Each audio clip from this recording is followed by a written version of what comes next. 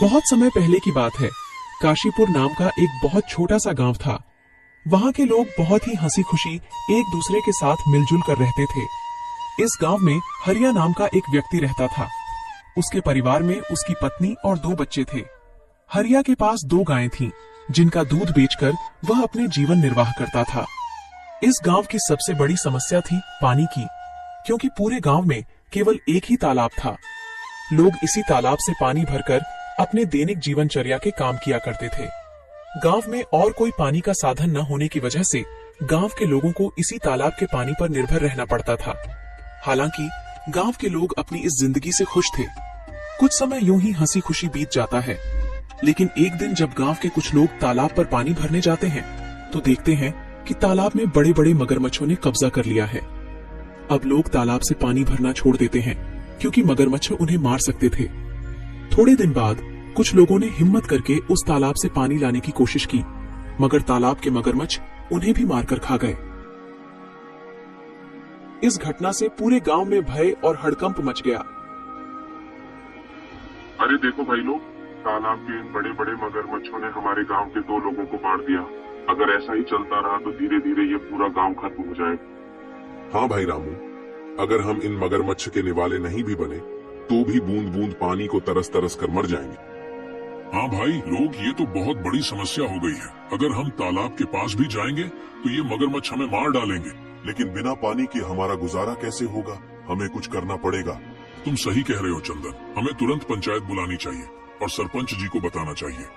हाँ चलो सरपंच जी के पास चलते हैं, अब वही कुछ कर सकते हैं। गांव के लोग मिलकर पंचायत में सरपंच जी के पास जाते हैं और अपनी समस्या बताते हैं। हाँ सरपंच जी, मगरमच्छ बहुत खतरनाक होते हैं। अगर हम तालाब के पास गए तो हमारी जान को खतरा हो सकता है। हाँ सरपंच जी, हरिया सही कह रहा है। हमने देखा कि कुछ लोग पानी भरने गए थे और मगरमच्छों ने उन पर हमला कर दिया। हाँ भाइयों, यह समस्या सच में गंभीर है, लेकिन हमें इसका कोई समाधान निकालना होगा। एक व्यक्ति है जो हमें इस समस्या से निकलने के लिए कोई बेहतर सुझाव दे सकता है। वह है मुखिया हरिलाल। हमें इस बारे में हरिलाल से बात करनी चाहिए। वह गांव के सबसे अक्लमंद इंसान है। वह इस समस्या का कोई ना कोई हल निकाल ही लेंगे। राजू और बिरजू, तुम दोनों मुखिया के घर जाओ और उनसे कहो कि सरपंच जी ने उन्हें तुरंत याद किया है। दोनों सेवक मुखिया के घर जाते हैं और मुखिया को ले आते हैं। सरपंच जी, कहिए आपने हमें कैसे याद किया? हरिलाल, हमारे गांव के तालाब पर मगरमच्छों ने कब्जा कर लिया है और लोगों को पानी के लिए बहुत समस्या हो रही है। अब तुम उनकी समस्या का कोई समाधान निकालो। मुझे तो कुछ समझ ही नहीं आ रहा, आखिर उन मगरमच्छों से कैसे छुटकारा पाया जाए।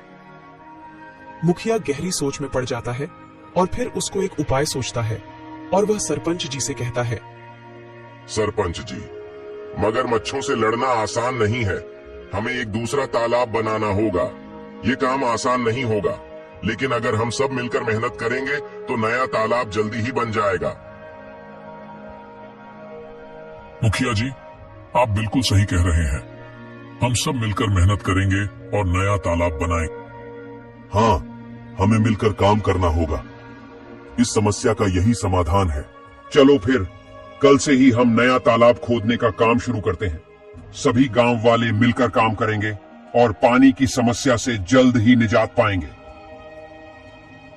गांव वाले मुखिया जी के सुझाव से सहमत होते हैं और अगले दिन से ही तालाब खोदने का काम शुरू कर देते हैं। कुछ ही दिनों की मेहनत और मशक्कत के बाद आखिरकार गांव के लोगों ने मिलकर एक बहुत ही गहरा तालाब खोद लिया। बस फिर क्या था, वर्षा ऋतु का मौसम भी आ गया और गांव में जोरदार बारिश शुरू हो गई। बारिश से वह तालाब लबालब पानी से भर गया, जिसे देख गांव के लोग बहुत खुश हुए।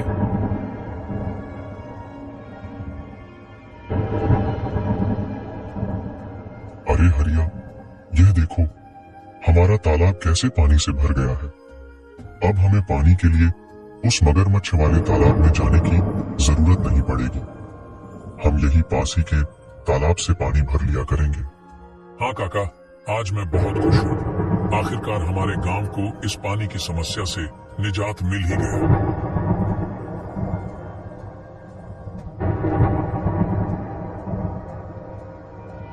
ऐसे ही कुछ दिन हंसी खुशी बीत जाते हैं। गांव के लोग तालाब के होने से बहुत खुश थे, लेकिन एक दिन गांव के लोगों की खुशी को जैसे किसी की नजर ही लग गई।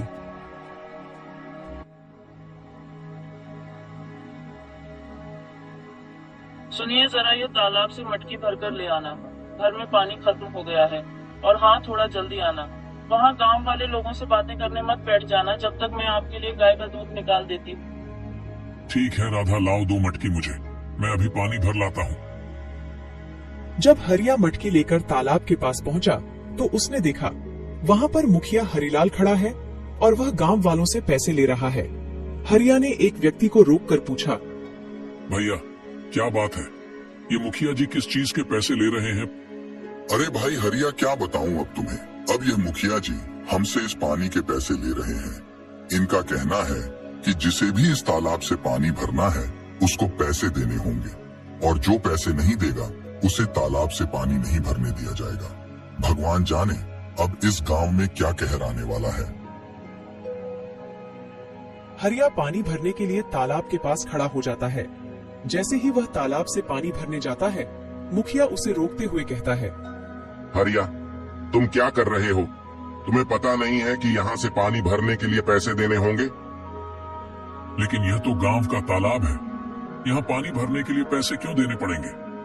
यह नियम अब बदल गया है। यहाँ से पानी भरने के लिए हर किसी को पैसे देने होंगे। ये तो सरासर अन्याय है। ये तालाब सबके लिए है, हमने मिलकर इसे खुदा है। तुम पैसे कैसे मांग सकते हो?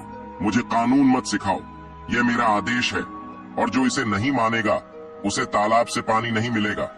ये बिल्कुल गलत है। मैं इस बात को जमींदार साहब के पास ले जाऊंगा। तुम्हें इसका जवाब देना होगा। जाओ जाओ, जमींदार साहब के पास जाओ। लेकिन तुमने इस बारे में जमींदार के सामने अपना मुंह भी खोला तो तुम्हें और तुम्हारे परिवार को इसके गंभीर परिणाम भुगतने पड़ सकते हैं। मेरी शिकायत करने से पहले एक बार अपने परिवार के बारे में भी सोच लेना। हरिलाल से पंगा लेना तुम्हारे परिवार पर भारी पड़ सकता है। ठीक है, मैं पैसे दे दूंगा, लेकिन याद रखना यह अन्याय ज्यादा दिनों तक नहीं चलेगा। हरिया मजबूरी में पैसे देकर पानी भरता है और वहां से चला जाता है। राधा, जो हम सब गांव वालों ने मिलकर तालाब खोदा था, मुखिया जी ने अब उस पानी भरने पर रोक लगा दी है। मुखिया ने कहा है कि अगर पानी चाहिए तो तुम्हें इस पानी की कीमत चुकानी होगी। ये मुखिया अपने आप को समझता क्या है? देख लेना, एक दिन इसके पापों का अंत जरूर होगा। हम गरीबों की इसे एक दिन हाय जरूर लगेगी। इतनी गर्मी में गरीबों से पानी के पैसे लेता है। देख लेना, एक दिन ये मुखिया बूंद बूंद पानी को तरसेगा। नहीं राधा, ऐसा मत कहो। कोई हमारे साथ बुरा करता है, इसका मतलब ये तो नहीं कि हम भी उसके साथ बुरा ही करें। ऊपर वाला सब देख रहा है, सबको सबकी कर्मों की सजा जरूर मिलती है। मुखिया को भी उसके किए की सजा एक न एक दिन जरूर मिलेगी। एक दिन गांव में एक नया व्यक्ति आता है और तालाब के पास पानी पीने की कोशिश करता है। ये तालाब तो काफी बड़ा है, यहाँ से पानी पी लेता हूँ, प्यास बहुत लगी है। तुम कौन हो?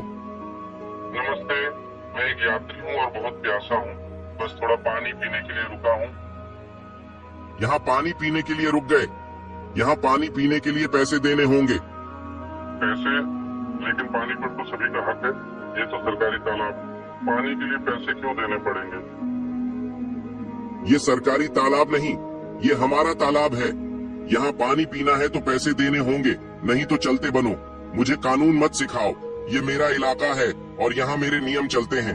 अगर तुम्हें पानी पीना है तो पैसे दो, वरना चलते बनो। वह व्यक्ति बिना पानी पिए वहां से चला जाता है और सीधे जमींदार साहब के घर पहुंचता है। जमींदार साहब के घर के बाहर मुखिया के 2 आदमी खड़े थे। वह व्यक्ति से पूछते हैं, कौन हो तुम? तुम तो इस गांव के नहीं लगते। तुम यहाँ किस काम से आए हो? मैं जमींदार साहब से मिलने आया हूँ, उन्होंने ही मुझे बुलाया है। मेरा नाम मोहन है, मैं इस गांव का नया कलेक्टर हूँ। यह सुनकर वह दोनों आदमी उस व्यक्ति को अंदर जाने देते हैं। नमस्ते जमींदार जी, मैं इस जिले का नया कलेक्टर हूँ। मेरा नाम मोहन है। नमस्ते कलेक्टर साहब, आइए बैठिए। मुझे बताइए आप यहाँ कैसे आए? जमींदार साहब, मैं यहाँ एक गंभीर समस्या के बारे में बात करने आया हूँ। मैं गांव के तालाब पर गया था और प्यास लगने पर पानी पीने की कोशिश की, लेकिन मुझे पानी पीने से मना कर दिया गया और पानी पीने के लिए पैसे मांगे गए। क्या ऐसा किसने किया? वहाँ मौजूद एक व्यक्ति ने मुझे साफ मना कर दिया और कहा कि बिना पैसे दिए पानी नहीं मिल सकता। तालाब का पानी तो सबके लिए मुफ्त है, यह बहुत गलत है। मुझे माफ कीजिए कलेक्टर साहब, मैं तुरंत इस मामले की जांच करूंगा। जमींदार साहब गुस्से में बाहर खड़े मुखिया के दोनों आदमी को अंदर बुलाते हैं।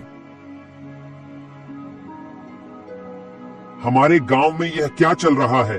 तुमने मुझे इसकी खबर क्यों नहीं दी? मैंने तुम दोनों को किस लिए काम के लिए रखा है? अब तुम सीधे सीधे यह बताओ कि यह जो कलेक्टर कह रहे हैं वह क्या सच है? कलेक्टर साहब का कहना है कि हमारे गांव के तालाब पर गांव के लोगों से पानी के पैसे लिए जा रहे हैं। सच सच बताओ मुझे। जमींदार की फटकार से वह दोनों आदमी सब उगल देते हैं। जी जमींदार साहब, वह मुखिया हरिलाल हैं जो गांव वालों से पानी भरने के पैसे ले रहे हैं। हमने उन्हें बहुत समझाने की कोशिश करी, लेकिन वह नहीं माने। उस मुखिया हरिलाल की इतनी हिम्मत, उसने मेरे पीठ पीछे गांव वालों के साथ ऐसा व्यवहार किया। जाओ, मुखिया को अभी बुलाकर लाओ, और हाँ, साथ में सारे गांव वालों को भी एकत्रित करके यहाँ लाओ।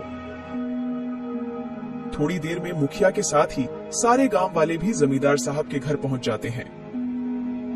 गांव वालों, आज मैंने आपको एक जरूरी मुद्दे पर चर्चा करने के लिए बुलाया है। हमें पता चला है कि तालाब के पानी के लिए आपसे पैसे वसूले जा रहे हैं। क्या यह सच है? सरपंच जी, ये सच है। हमें हर बार पानी भरने के लिए पैसे देने पड़ते हैं। हमारे साथ बहुत गलत हो रहा है सरपंच जी। हम पहले से ही मुश्किल में हैं और यह नया नियम हमारे लिए बहुत भारी पड़ रहा है। मुखिया, तुम्हें क्या कहना है? क्या यह सच है कि तुमने पानी के लिए पैसे वसूले हैं? तभी मुखिया का ध्यान उस व्यक्ति के पास जाता है जिसे मुखिया ने पानी पीने से मना कर दिया था। अरे ये व्यक्ति यहाँ क्या कर रहा है? अच्छा, तो इसीलिए लगाई है। मेरी शिकायत देख लूंगा इसको तो मैं। बोलो हरिलाल, ये सब क्या चल रहा है? सच का तो मुझे पता चल ही गया है, लेकिन एक बार यह मैं तुम्हारे मुंह से सुनना चाहता हूँ।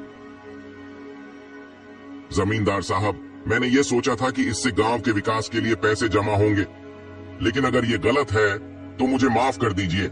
माफी का समय अब नहीं है। तुमने गांव वालों और हमारे कलेक्टर साहब के साथ गलत किया है। मुखिया, मैं तुम्हें इस पद से तुरंत हटा रहा हूँ।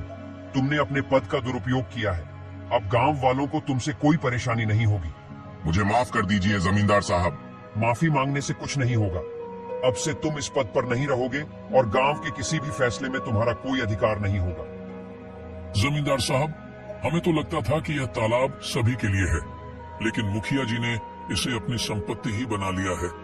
गांव वालों, मुझे खेद है कि आपको ऐसी कठिनाइयों का सामना करना पड़ा। मैं आपको आश्वासन देता हूं कि आगे से ऐसा कोई अन्याय नहीं होगा। तालाब का पानी अब सभी के लिए मुफ्त होगा। धन्यवाद जमींदार साहब, आपने हमें न्याय दिलाया। गांव वाले यह जानकर खुशी खुशी अपने काम में वापस लौट जाते हैं कि अब उन्हें तालाब के पानी के लिए कोई भुगतान नहीं करना पड़ेगा और उनके साथ कोई अन्याय नहीं होगा।